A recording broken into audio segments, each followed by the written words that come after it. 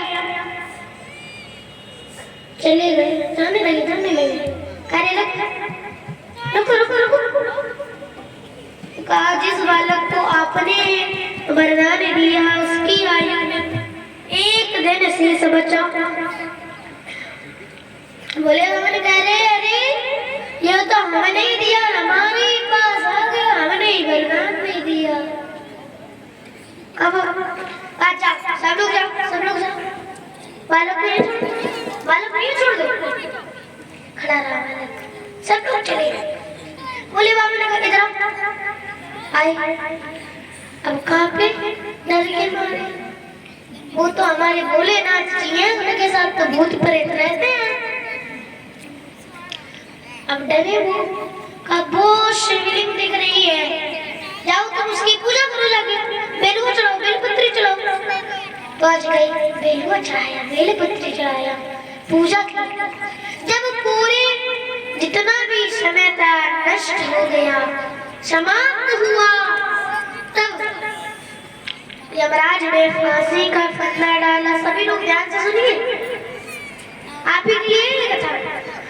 जैसे डाला तभी भोले बाबा के शिवलिंग से चिपट गए वो, तो शिवलिंग से प्रकट हुए भोलेनाथ, लिया त्रिशूल और यमराज पर चमट गए। यमराज ने कहा रे अच्छा मेरे भक्त को तुम परेशान करोगे? तो कहा रे प्रभु भक्ति समय इसका जितना था वो नष्ट हो गया है, समाप्त हो गया है। तो आज उसने कहा यमराज कि प्रभु हमें ये कह रहे हैं कि जितना इसका समय हुआ था वो समाप्त हो गया है। तो भोले बाबा ने कहा इधर देखो मेरी ओर, जितने ये मैंने 5 वर्ष दिए, ये पहली बार बताओ तुमने दिए कि हमने, ये बताओ।